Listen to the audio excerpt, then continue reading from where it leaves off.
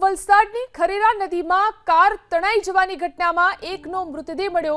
24 કલાક બાદ વાહન ચાલકનો મૃતદેહ મળી આવ્યો। નદીના પાણીમાં વાન પણ મળી આવી છે। ચાલક નાસિર શેખ પણ વાન સાથે તણાયો હતો। ફાયર અને એનડીઆરએફની ટીમે મૃતદેહને બહાર કાઢ્યો। તો એક વ્યક્તિ કે જે નદીના પાણીમાં તણાયો હતો, ખરેરા નદીમાં કાર તણાઈ હતી। કાર ચાલક પણ તેની સાથે તણાયો હતો। આ ઘટનાને 24 કલાક વીતી ગયા અને ત્યારબાદ હવે જે વાહન ચાલક છે તેનો મૃતદેહ મળી આવ્યો છે। નદીના પાણીમાંથી તેનો મૃતદેહ મળ્યો। આ સાથે જ જે વાન છે તે પણ મળી આવી છે।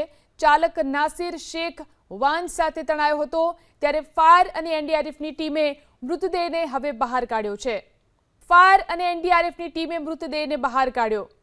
તો એક વ્યક્તિ કે જે નદીના પાણીમાં તણાયો હતો, ખરેરા નદીમાં કાર તણાઈ હતી। કાર ચાલક પણ તેની સાથે તણાયો હતો।